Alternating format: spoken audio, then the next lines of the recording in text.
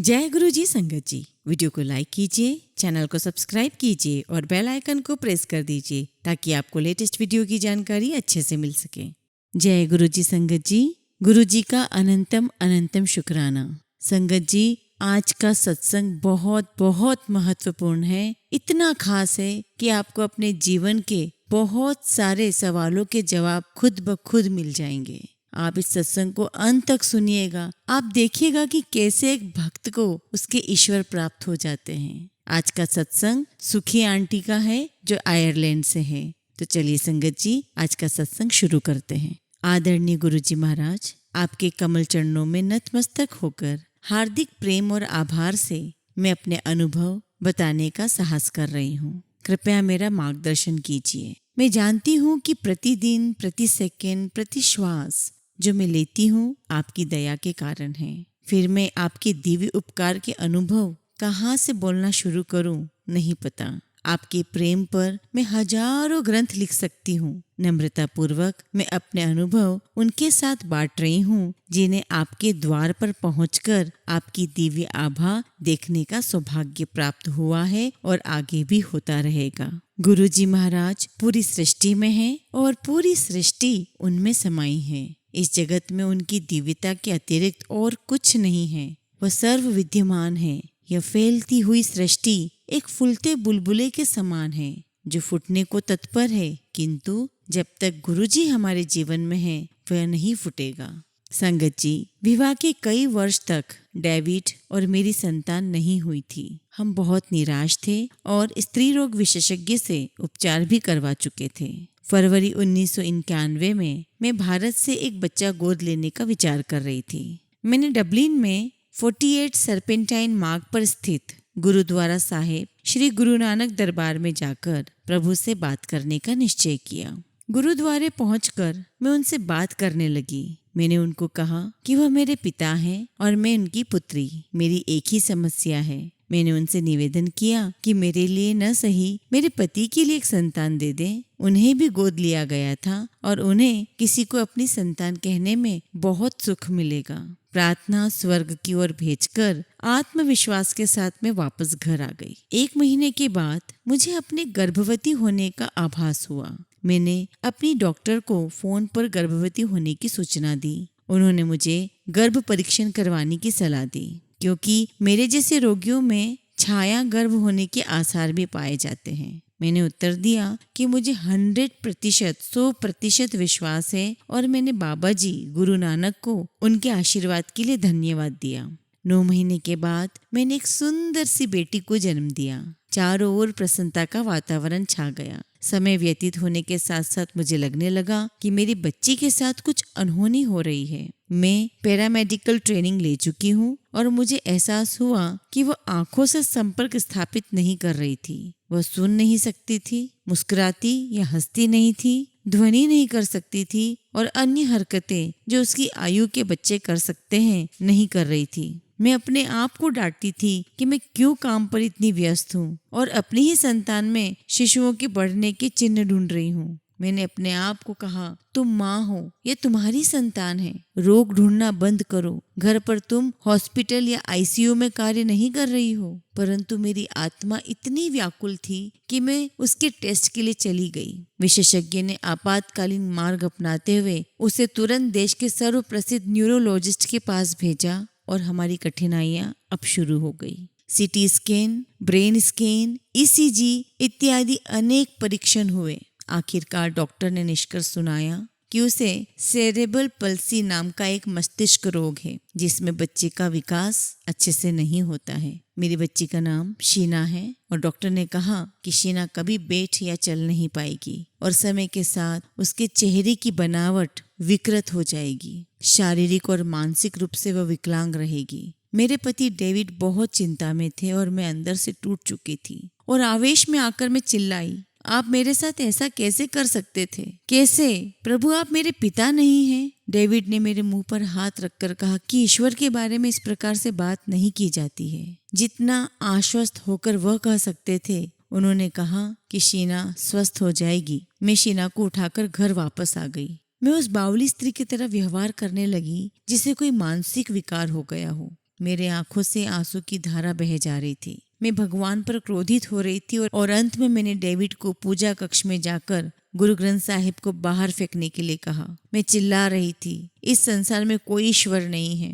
David ने उत्तर दिया, सुखी, यदि तुम ईश्वर को अपने जीवन से निकालना चाहती हो वह तुम्हारी इच्छा है, पर मुझे यह पाप करने को मत कहो। मुझे अभी भी उनमें आस्था है। तब मैंने कहा, तो मैं गुरुद्वारे जा रही हूँ और बाद में लौटूंगी। इतना कहकर मैंने शीना को उठाया और चल पड़ी। मेरी बहन एमी हमें कार में गुरुद्वारे ले गई। मैंने शीना को गुरु ग्रंथ साहिब महाराज के निकट लिटाया और पागल बच्चे की भांति हरकतें करने लगी। मैंने सतगुरु से बहुत ज्यादा असंतोष प्रकट किया। मैंने कहा कि आपने तो कहा आप मेरे पिता हैं, आप मुझसे प्रेम करेंगे, मेरी रक्षा करेंगे, मेरा ध्यान रखेंगे। क्या इसे ध्यान रखना कहते हैं? आपने मुझे एक सुंदर सी संतान देकर धन्य किया और आपने उसके शरीर का सबसे महत्वपूर्ण भाग ले लिया, उसका मस्तिष्क। आप ऐसा कैसे कर सकते थे प्रभु? मैं रोए जा रही थी और ज्ञानी जी ने सोचा कि मैं पागल हो रही हूँ। फिर मैंने कहा, हे भगवान, मैंने अपने पूरे जीवन में आपको प्रेम किया है। यदि आप वास्तव में हैं, आप मुझे अपने अस्तित्व का प्रमाण देंगे कि आप मुझे सुन रहे हैं, और यदि आप ऐसा नहीं करेंगे तो मैं आपसे फिर कभी प्रेम नहीं करूंगी। मेरे लिए आपका कोई अस्तित्व नहीं रहेगा। मैं इस बच्ची से प्रेम करूंगी, इसका ध्यान रखूंगी और इसके लिए जो उचित होगा करूंगी, किंतु आपसे कभी प्रेम नहीं करूंगी। संगत जी, मेरा इतना कहना था कि शीना ने अपना नन्हा हाथ उठाकर मेरे गाल पर मारा। इस समय तक शीना के हाथ इतने कमजोर थे कि वह उसके सीने पर ही रहते थे। मुझे उन्हें उठाकर उनका व्यायाम कराना पड़ता था, क्योंकि वह स्वयं उनको हिला नहीं पाती थी। पर जैसे ही उसका हाथ मेरे गालों पर पड़ा, मैं उत्तेजित थी। मुझे पता था कि मेरे ईश्वर ने मुझे उत्तर दे दिया है। मैं उनके चरणों में गिर पड़ी, उनसे क्षमा याचना की और ज्ञानी जी को गुरु ग्रंथ साहिब से एक वाक्य निकालने को कहा। दिव्य संदेश था कि समय के साथ सब ठीक हो जाएगा। अतः मैंने शीना को उठाया और घर पर आ गई। मैं गुरु नानक देव से शीना को स्वस्थ करने के लिए प्रार्थना करने लगी, ताकि वो अपने कमरे से हमारे कमरे तक आ सके, भूख लगने पर अपने मुंह से और पेट की ओर उंगली कर सके, या फिर यदि उसके शरीर के किसी भी अंग में पीड़ा है तो उसमें उंगली रखकर बता सके। मैं इतनी ही कामनाएं कर रही थी, क्योंकि मुझे लगता था कि वह मानसिक रूप से अविकसित थी और संभवतः ईश्वर हमारी इतनी ही आकांक्षा पूर्ण कर सकेंगे। डेविड प्रभु से उसको स्वस्थ करने के लिए प्रार्थना करते थे। उनके मन में मुझसे कहीं अधिक विश्वास था। मेरी बहन, जो एक चाइल्ड स्पेशलिस्ट है, इंग्लैंड से डेविड को शीना के रोग की गंभीरता समझाने आई। उसने कहा कि शीना शारीरिक रूप से विकलांग रहेगी और समय के साथ उसकी मुखाकृति विकृत हो जाएगी। उसने डेविड को स्थिति से समझौता करने के लिए कहा। वह विचलित जरूर हुआ, पर फिर भी उसको विश्वास रहा कि प्रभु की दया से सब ठीक हो जाएगा। जो उनको बताया गया उसे सुनकर वो व्याकुल भी हुए। परंतु इस समय प्रभु के साथ मेरी यात्रा, मेरी आध्यात्मिक यात्रा आरंभ हुई। मैंने ईश्वर के शब्द को स्वीकार किया और निश्चय किया कि मुझे अमृत वेला में प्रार्थना करनी चाहिए। आधी रात 2 बजे बिना शोर किए उठकर मैं अपने हाथ मुंह धोकर प्रार्थना करती थी और मैं उनको कहती थी कि मैं उनके पास स्वच्छ होकर आई हूँ। स्नान करने से मेरे पति उठ जाते और क्रोधित होते और फिर मेरी प्रार्थना असफल रहती। फिर मैं चुपचाप बिस्तर में डेविड के उठने से पहले आकर सो जाती। यह सिलसिला करीब 17 महीने तक चलता रहा। इस अवधि में शीना के विभिन्न उपचार और चिकित्साएं चलती रही, शारीरिक, मानसिक, स्पीच थेरेपी आदि। घर में हम पहिए वाली कुर्सी और लिफ्ट लगाने का विचार करने लगे। एक शाम को मैं रहराज साहेब पाठ बाबा जी को अर्पण कर रही थी और मेरी बहन अमरजीत नीचे शीना को देख रही थी। अचानक मैंने उसे चिल्लाते हुए सुना, सुखी, शीना चल रही है। मुझे उसका कहा समझ नहीं आया और मैं उससे पाठ में अड़चन डालने के लिए नाराज हुई। पाठ पूरा कर मैं नीचे गई। संगत जी, मेरी आंखों के सामने शीना एक कुर्सी से दूसरी कुर्सी तक दौड़ रही थी। ये एक ऐसा चमत्कार था जो वैज्ञानिक रूप से असंभव था। वो खुलकर मुस्कुरा रही थी। डेविड जब काम से लौटे तो हम तीनों प्रभु को धन्यवाद देने भूमि पर नतमस्तक हो गए। जो कुछ हो रहा था वह अनबिलीवेबल था। वह चल रही थी। हमने उसे बार बार वही करने के लिए कहा और प्रसन्नता से हम रो पड़े। ईश्वर ने हमारी प्रार्थनाएं स्वीकार कर ली थी। हमने गुरुद्वारे जाकर प्रभु को धन्यवाद दिया अपनी बच्ची की सहायता के लिए इतने समय से चली आ रही तप कर वरदान मांगने की प्रथा को मैंने पा लिया था। उस दिन से मैंने बाबा जी के रूम में जाकर जोत जलाना शुरू कर दिया और उनके द्वारा दर्शन की अभिलाषा प्रकट की। यह मेरे प्रेम की जोत थी। जीवन बीत रहा था। अचानक 1995 में मेरी माँ बीमार हो गई। उनका ब्लड प्रेशर बहुत तेज हो गया था और डॉक्टर ने कहा कि बड़े ऑपरेशन के द्वारा उनका यूट्रस निकालना पड़ेगा। मैं पैरामेडिकल ट्रेंड होने के कारण मेरी माँ ने मुझे घर आकर उनकी सहायता करने के लिए कहा। मैंने उन्हें शीना के रोग की गंभीरता के बारे में नहीं बताया था। कुछ समय पूर्व ही डेविड भी अपनी नौकरी से हाथ धो बैठे थे। फिर भी हमने निश्चय किया कि शीना और मैं भारत जाएंगे। हालांकि शीना प्रगति कर रही थी। उसके विकास में 2 क्रियाएं शेष थी। एक, वो बोल नहीं पा रही थी और दूसरी, वो सामान्य भोजन नहीं कर पा रही थी, जिसके कारण उसे कुछ विशेष खाना ही देना पड़ता था। भारत में रहते हुए उसके लिए ये विशेष वस्तुएं बहुत इम्पोर्टेंट थी। इसका अर्थ था यात्रा में अधिक सामान ले जाना।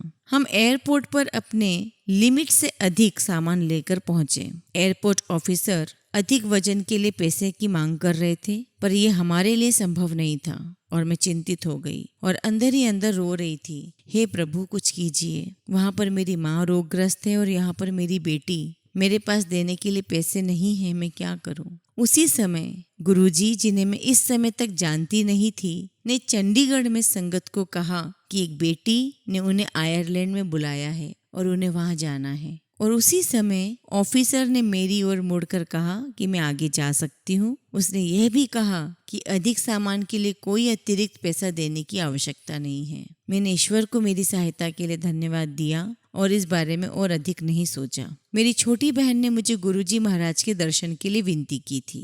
मेरी माँ को उनके ऑपरेशन से पूर्व उन्हें अपने कमरे में तीव्र सुगंध मिली। ऑपरेशन में माँ के शरीर से निकला हुआ गर्भाशय श्वेत रंग का हो गया और वो ठीक थी। कैंसर के कोई चिन्ह नहीं थे।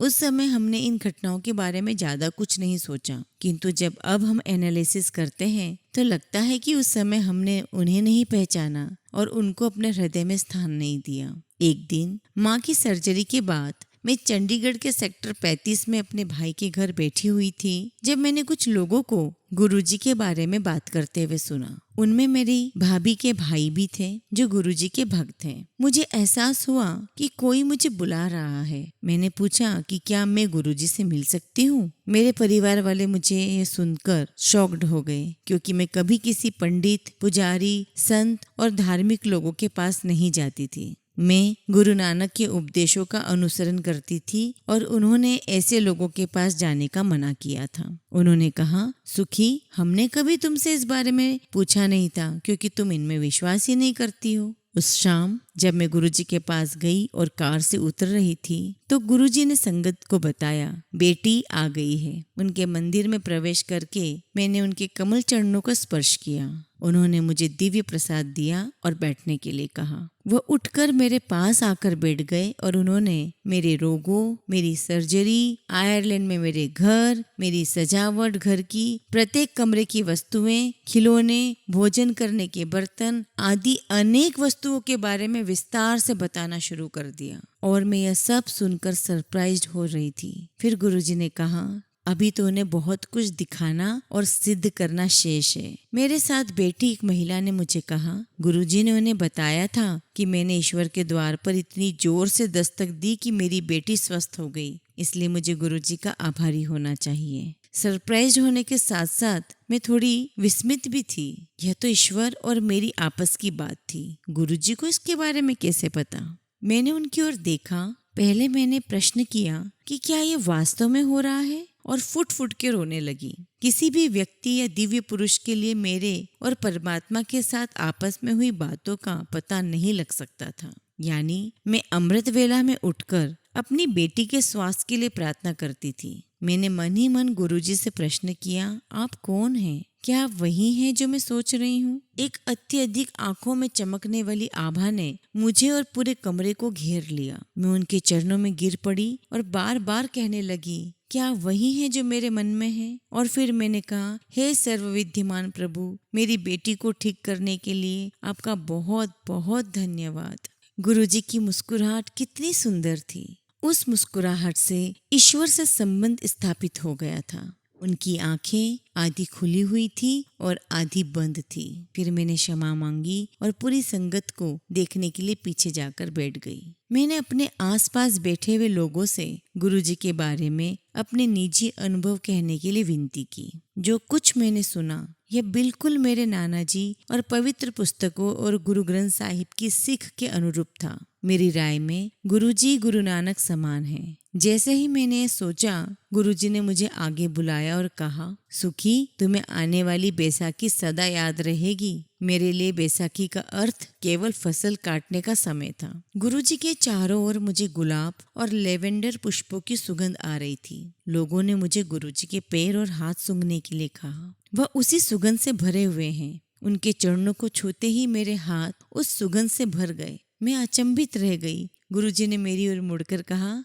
बेटी, ये अमृत है। उस समय वह मेरे आसपास उपस्थित लोगों का उपचार कर रहे थे और जैसे ही कोई रोग ठीक होता था वो मुस्कुराते थे। रात के अंत में मैंने अपना सिर उनके कमल चरणों में रख दिया। जब सिर उठाकर मैंने उनकी आंखों में देखा तो उनकी आंखों से 2 किरणें निकलकर मेरी ओर आई। उनमें सितारे भरे हुए थे। मुझे आभास हुआ कि वह कौन है। बचपन से मुझे सदा लगता था कि प्रभु मेरे पास किरणों के मार्ग से आएंगे और वह सितारों से भरी होगी। घर चलते हुए गुरुजी ने मुझे अगले दिन शीना को लाने के लिए कहा। मैंने उत्तर दिया कि यह बहुत कठिन होगा क्योंकि वह कुछ नहीं खाएगी, लोग उसको घूरेंगे, पर अंत में यह भी कह दिया कि मैं उनके निर्देशों का पालन करूंगी। अगले दिन मैं शीना को लेकर गुरुजी के पास आई। जब हम सेक्टर 33 में गुरुजी के मंदिर की ओर जा रहे थे, शीना मेरा हाथ छोड़कर गुरुजी की ओर भागी। वह उनके कमल चरणों में नतमस्तक हुई और बोली, वाह हे गुरु। मेरी बच्ची पहली बार बोली थी। मेरी आंखों से आंसू आ गए। गुरुजी ने शीना को ले जाकर लंगर करवाने को कहा। मैं उसको लंगर हॉल में ले गई और उसके मुंह में चपाती का एक छोटा सा कोर डाला जो वह खा नहीं सकी। जब हम गुरुजी के पास वापस आए तो उन्होंने पूछा कि क्या उसने कुछ खाया है। मैंने मना किया। वह बोले कि मैंने उसके मुंह में एक छोटा सा टुकड़ा ही डाला था। उस दिन से मेरी बेटी को कोई समस्या नहीं है। प्रभु के द्वार पर सब मिल गया था। संगत जी, ऐसे ही एक दिन सुबह गुरुजी सुखना झील के किनारे भ्रमण करने जाते थे।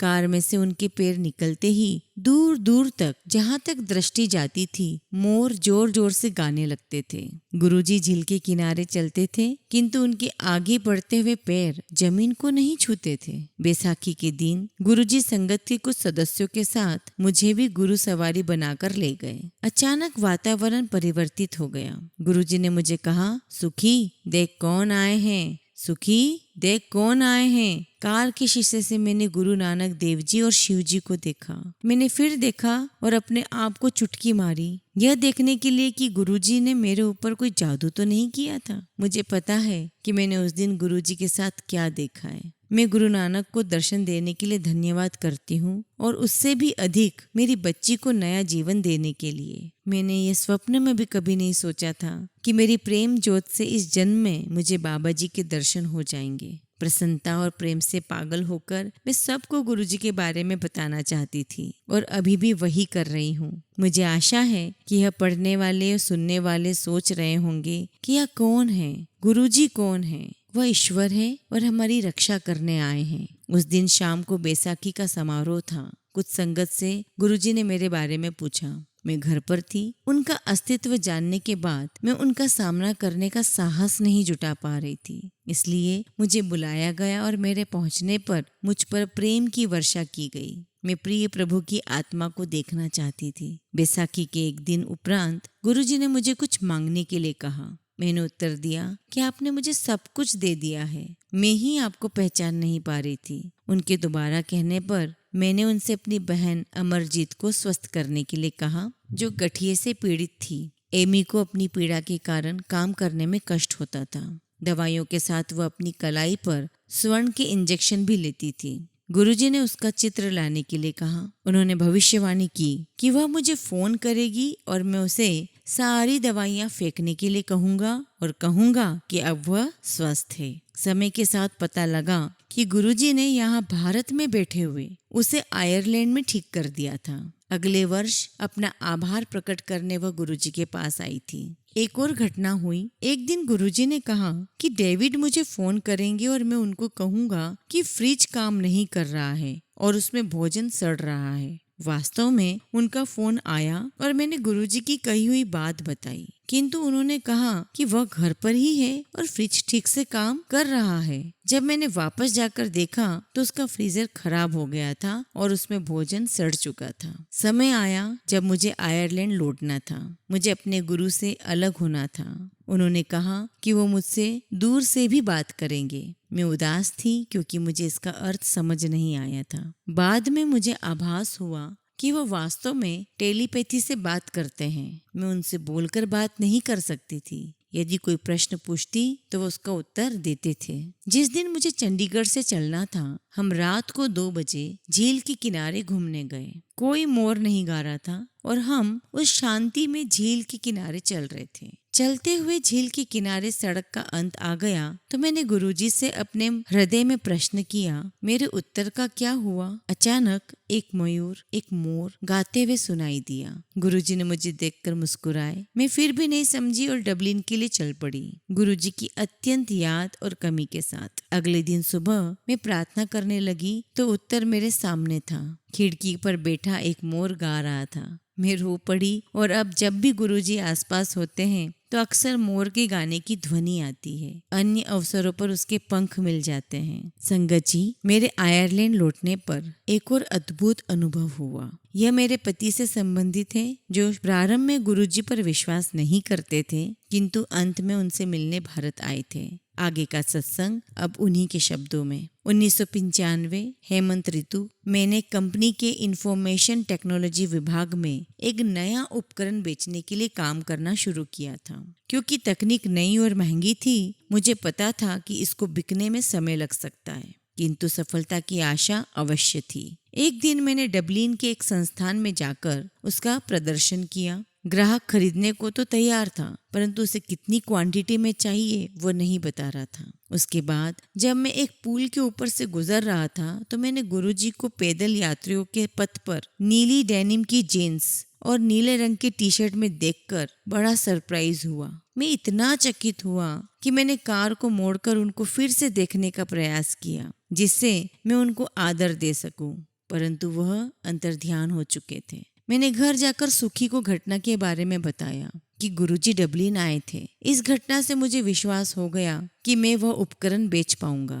कुछ ही सप्ताह में उस ग्राहक ने वह वस्तु खरीद ली। यह कंपनी की पहली बिक्री थी। कई महीनों के बाद डेविड को सीने में दर्द के कारण हॉस्पिटल ले जाया गया। ईसीजी से स्पष्ट था कि उन्हें दिल का दौरा पड़ा था। मैं आईसीयू में काम कर चुकी थी। मुझे उनकी इस अवस्था से चिंता थी। मैंने सहायता के लिए गुरुजी को पुकार लगाई और डेविड को गुरुजी द्वारा अभिमंत्रित एक पेंडेंट दिया। डेविड की गंभीर अवस्था देखते हुए सब टेस्ट करने के लिए उन्हें आईसीयू केंद्र में रखा था। वहां पर लेटे हुए पहले उन्हें गुरुजी की सुगंध आई और उसके पश्चात नींद आने पर वह सो गए। इस अवधि में मैंने गुरुजी को फोन किया। गुरुजी ने स्वयं फोन उठाया और बोले कि वह पहले ही डेविड के पास हो आए हैं और सब ठीक हो जाएगा, मैं चिंता नहीं करूं। मैं डेविड के बेड के किनारे आ गई। जब वो उठे तो उन्होंने कहा कि उन्हें अच्छा लग रहा है और कोई दर्द नहीं है। सुगंध का वर्णन करते हुए उन्होंने कहा कि उन्हें गुरुजी के आने का आभास हुआ था।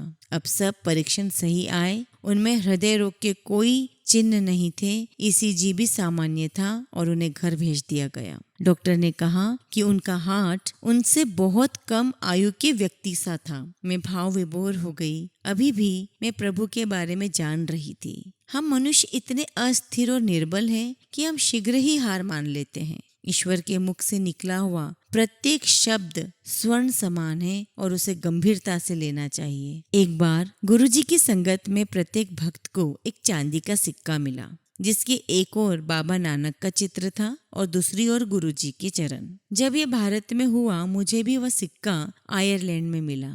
जब मैं प्रार्थना करती थी, मुझे उनके स्वरूप से मिश्री या लाल गुलाब मिलते थे। एक अवसर पर मेरी बहन अमरजीत ने उनके स्वरूप के सामने खड़े होकर कहा, सुखी ही क्यों, मैं क्यों नहीं गुरुजी। उसी समय गुरुजी के स्वरूप में उसने उनको अपनी पलक झपकते हुए देखा। वो रोती बिलखती मेरे पास भागी हुई आई कि उसने गुरुजी को ललकारा था और वह अत्यंत क्षमा प्रार्थी है। फिर एक बार हम कार में देर रात घर वापस आ रहे थे। हमें लंबी यात्रा करनी थी और कार में पेट्रोल बहुत कम था। हमें लग रहा था कि अगले आधे घंटे में फ्यूल खत्म हो जाएगा। 1 घंटे की यात्रा के बाद जब हम पेट्रोल पंप पहुंचे तो वह बंद था। अब हमारे पास बिना पेट्रोल भरे चलने के अतिरिक्त और कोई उपाय नहीं था और हम चल पड़े। 2 घंटे की यात्रा के बाद गुरुजी की कृपा से खाली पेट्रोल टैंक के साथ ही हम घर पहुंच गए। गुरुजी ने मुझे गुरु नानक और शिव के संबंधों के बारे में भी बताया। कैसे गुरु नानक जी शिवरात्रि को शिव मंदिर में जाकर